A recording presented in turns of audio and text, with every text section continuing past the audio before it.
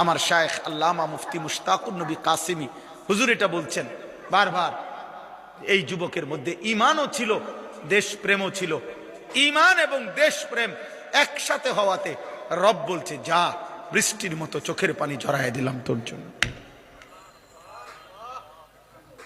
নেতা বহুই মারা গেছে, বহুত জন কানছে কম বেশি, কিন্তু এত বেশি মানুষের কান্না, চোখের পানি।